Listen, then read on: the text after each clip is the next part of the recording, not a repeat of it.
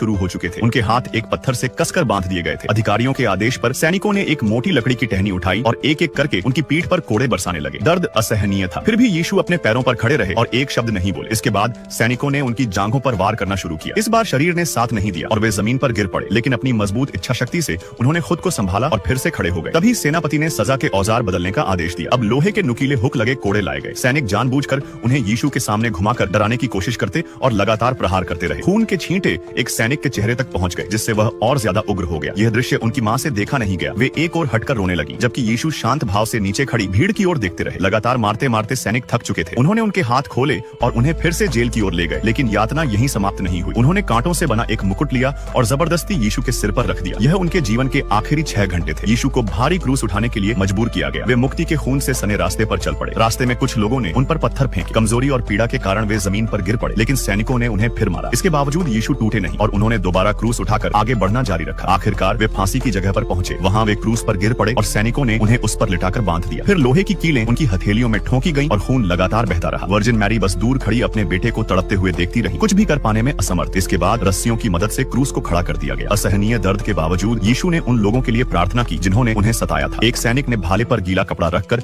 उन्हें आखिरी बार पानी दिया और फिर भाले से वार किया गया। अंततः यीशु ने अपना बलिदान पूरा किया और इस संसार को छोड़ दिया। जैसे ही उनका खून धरती पर गिरा, मानो ईश्वर ने भी यह पीड़ा देखी हो। आकाश से एक बूंद गिरी और जोर से धरती से टकराई, जिससे धरती कांप उठी और मंदिर का पर्दा बीच से फट गया। तभी महायाजक को अपनी गलती का एहसास हुआ, लेकिन तब तक बहुत देर हो चुकी थी। कुछ लोगों ने यीशु का शरीर नीचे उतारा। वर्जिन मैरी चुपचाप आगे देखती रही। उस सन्नाटे में ऐसा लगा मानो